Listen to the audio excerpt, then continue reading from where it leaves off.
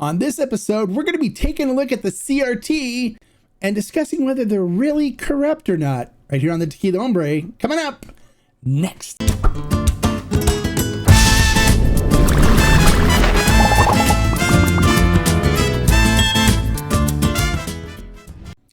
Hello and welcome to this episode of the Tequila Hombre. And as many of you know, there's been some incidences happening within the tequila world that has caused a lot of people to call the CRT corrupt. And I've been seeing people repeat this misinformation. So today we're going to talk about the CRT, what their job is, what they do, and then we're going to talk about what they're composed of, who's involved in it, and then we're going to talk about some incidences happening and kind of put some truths out there, some facts, and then you guys can make your decision as to whether you think they're corrupt or not.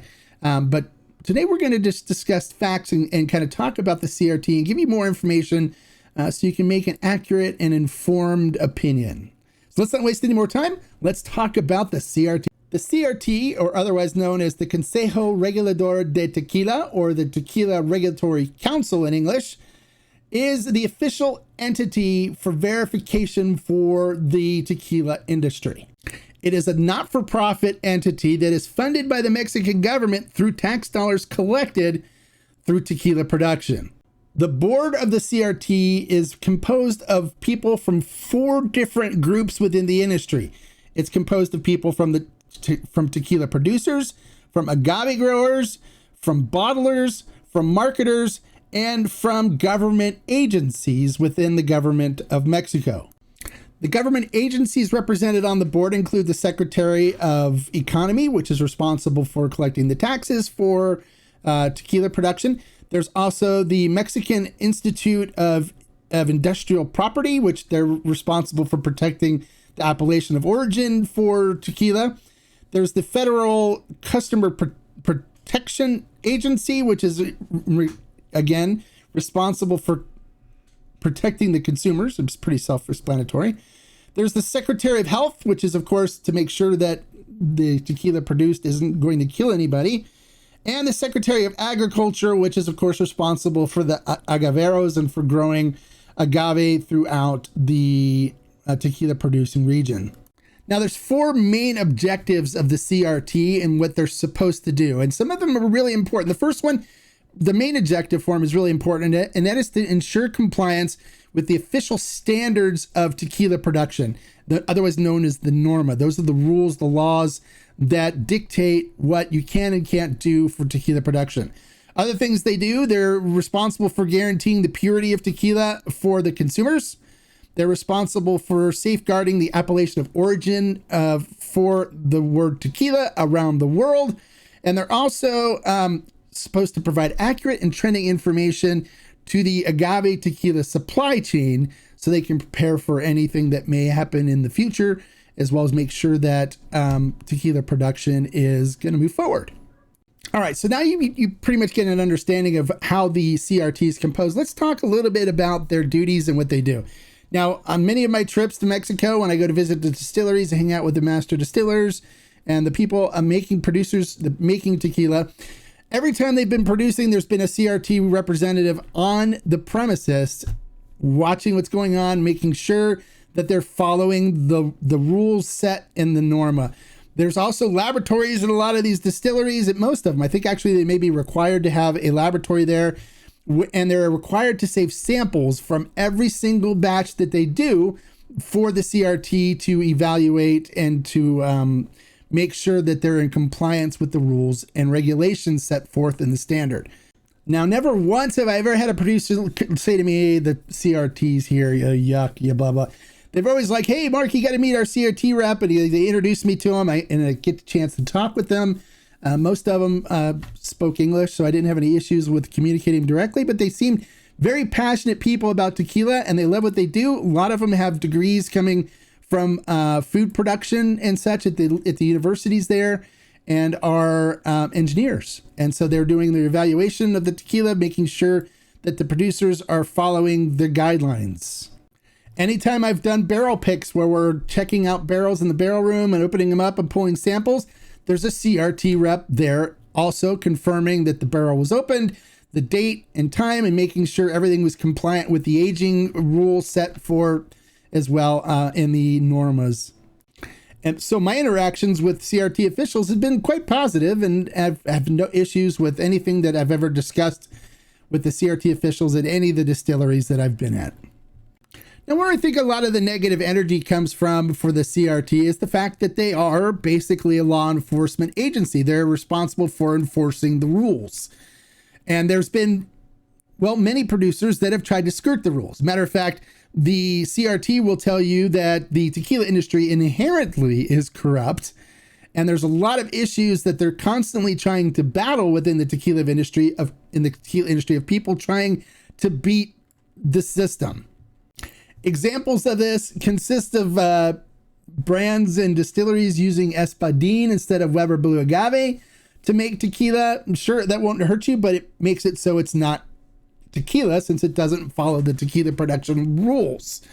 And so there's been distilleries that have been shut down and brands that have been banned because they were caught using Espadín instead of Weber Blue Agave when making tequila. So anytime they get word from anybody or find anything that a tequila type of spirit is being produced, they are required by the government of Mexico to act on it and to let them know. And then the government of Mexico actually handles the enforcement of it. So anytime anybody is producing an illegal tequila, they're to come down on it as their responsibility for protecting the appellation of origin and the term tequila, which is owned by the Mexican government. So now let's talk about the additive-free aspect of the tequila industry and what we're looking at. You know, a lot of people are saying that, you know, the CRT is controlled by Jose Cuervo and all these other things. It's basically not true. The reason why the additive-free thing became an issue is anything that's on the label has to be verifiable by the CRT, since they're the verification branch for the tequila industry of the Mexican government. So the Mexican government handed the responsibilities to this agency, and they're responsible for anything that goes on the label for being able to show and verify that it is true. So they put the onus of verification on that on the producers as well. And if they run a test, they should be able to say, okay, it's verified that this is incorrect. This is correct.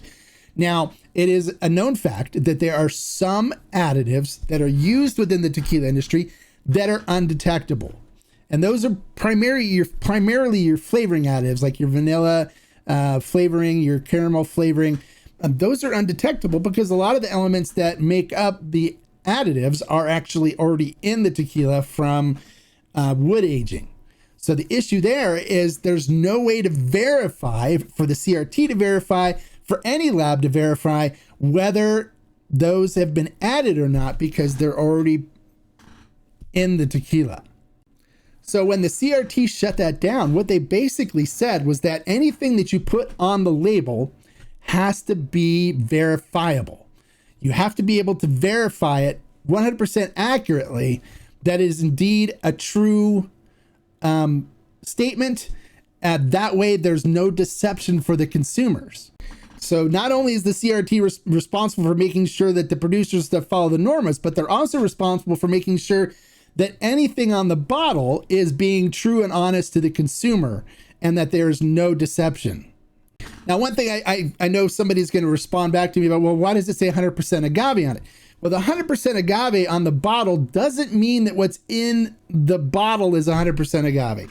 It means that 100% agave sugars were used in the fermentation of it. Because if it doesn't say 100% agave, it means it could be a mixed dough. They could use other fermentable sugars in the fermentation other than just agave. Where if it says 100% agave, that means there was only 100% agave fermentables used during fermentation for that particular brand or that particular product. So you're not being deceived by it saying 100% agave on the bottle like you have been believed or been taught or been convinced to believe. That is not 100% true and accurate. Yeah, now the industry is allowed to use additives up to a certain percentage, 1% per mellowing additives or calming additives, and then so there's 4 different calming additives, so they can be up to 4% additives used, but based on the volume of the entire batch, not of each bottle, but a volume of the entire batch of tequila produced. But that is in the rules, and that is what the CRT is responsible for enforcing. Now, since they're also responsible for consumer protection and stuff, the additives that are listed or that are allowed to use in tequila are not going to hurt you. They're not going to kill you. You're not going to get sick from them. They're basically in what you find in food items anyways. Vanilla flavoring, caramel flavoring, wood extract, which is wood extract is what comes from the wood in the barrels anyways, that's already there from aging. Vegetable glycerin is in a lot of your products that you eat every day that are in your pantry at home. It's not going to hurt you. It's safe to consume. And caramel coloring has been used on a lot of things as well. So nothing in there is poisonous or is going to hurt the consumer. It's stuff that we eat every day. And it's just a matter of, it's going to be a matter of taste preference as to whether you like something that has additives or not. So I personally am not a big fan of additives in my tequila. I like drinking tequila that is additive free. So how is one to know? Well, base it on taste, right? When they use additives, if you've ever done it, a good way to find out, and to make a decision for yourself whether something is additive is take a tequila that we know has additives and compare it against one that doesn't have additives. And what you'll find is the ones that use additives become very one-dimensional. There's not a lot of complexity to it, and the flavors that they've added have become really upfront and in your face because of the strength of the additives that they use within these. So really vanilla, really caramel. There's not a whole lot of complexity. You're not tasting a lot of anything else because those flavors become the dominant flavor within the tequila. Also, if it's extra syrupy and sweet, chances are it's got vegetable glycerin in it. And there's the ways that you can test it at home if you want to know. If you really care. Some people don't care, which is fine. If you like tequila with additives, enjoy it. So how is one to know whether they've added stuff to your tequila or not? And that's simple, by taste or by watching reviews of people like myself or some of the other reviewers that have experience in identifying tequilas with additives or not. All right, so how do we then encourage more transparency within the tequila industry if transparency is an issue that we're thinking about and we're concerned about? Well, that's easy. The CRT basically in their ruling came out and said something, and it's a matter of like when you go and have a conversation with somebody, it's important to listen to what they're saying, think about what they're saying, and then think about ways of coming up with a solution. And then in my years in technology sales, that's the way we always approach conversations with customers. We always listen to what their needs are, listen to what they wanted, listen to the response we got from our manufacturers that were producing products and stuff, what we can and can't do, and come up with a solution based on the information that we gather from all parties, right? So we know that consumers, like people like us, we'd like to be notified if things have been added to the tequila or not, and be made aware of that. So how can we go forward with this? Well, the CRT basically said anything that goes on the label has to be verified. So what are the things that we can verify? Well, can we verify that they've added vegetable glycerin? Absolutely we can, because vegetable glycerin does not come out of the still.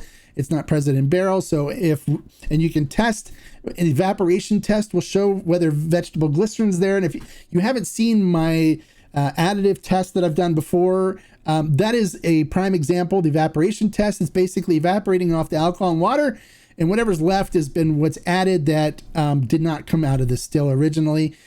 Some of it will be wood particles and stuff there, which has a bitter flavoring, a bitter taste to it, kind of a weird taste. And then other things will be like a gelatinous film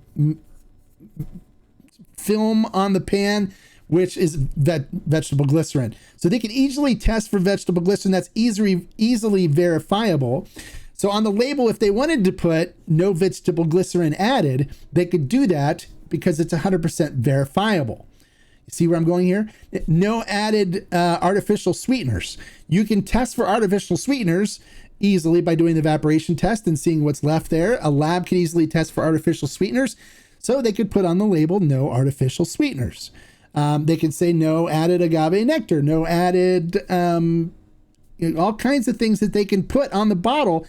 It just has to be verifiable. So if the brands are really interested in being transparent, those that can put statements like that on the label and get it approved by the CRT because it's easily verifiable.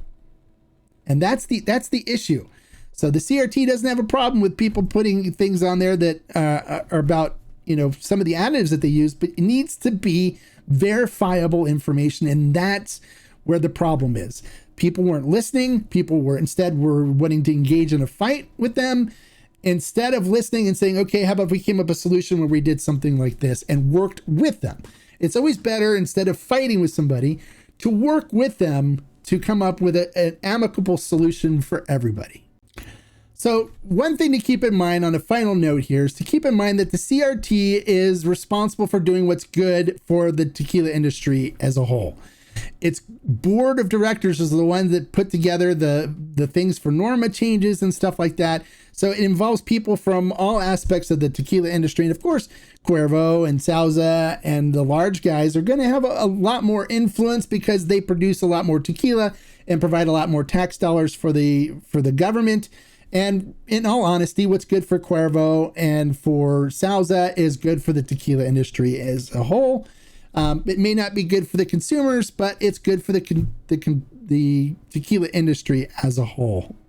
Now, while we, of course, love the traditionally made and additive-free tequilas, by supporting the distilleries that we know do it right, that's the way we can ensure that they're successful in their endeavors and keep producing the amazing tequila that we love, and not supporting the brands that we don't agree with what they do, like brands from Cuervo and Sauza and so on. And of course, Cuervo, if they're interested in getting involved in the additive-free thing, they can easily invest in a tequila brand or buy a tequila brand. Like Proximo Spirits is a Series A investor in Lalo. So they actually bought shares of Lalo when they did an offering and are an actual shareholder in Lalo Tequila, which of course we know is additive-free and just uses Weber Blue Agave with nothing added afterwards. So do I think the CRT as a whole is corrupt? Absolutely not. I do not believe so. I believe they're just doing their job. They're doing what they're responsible for doing and verifying things and making sure information is correct and making sure consumers out there are getting tequila products that are pure certified tequila and not something that could possibly injure or hurt us. But if you like the information involved in this video, make sure you click the thumbs up and give it a like. If you're new to the channel, bienvenido, welcome. Make sure you click the subscribe button right there and the notification bell next to it so you get notified every time I post a new informational video or new review. And if you're concerned about whether your tequila has additives or not, don't worry. Watch my reviews. I always discuss whether I believe they're using additives or not based on my experience in tasting additive tequila versus non-additive tequila. So I always try to steer you in the right direction, and I've got a great history of doing so with real, unbiased, unpaid for reviews and information in regards to brands and what they do, as well as content from Mexico from the distilleries themselves, so you too can see what production's like there at certain distilleries and what master distillers are like, and make a decision whether you want to support their brands or not. And until next time, like I always say, life is too short to drink bad tequila. So hey, follow my reviews, follow what I talk about, listen to what I recommend, try it, and you'll be in great shape. Salute. Bye, guys.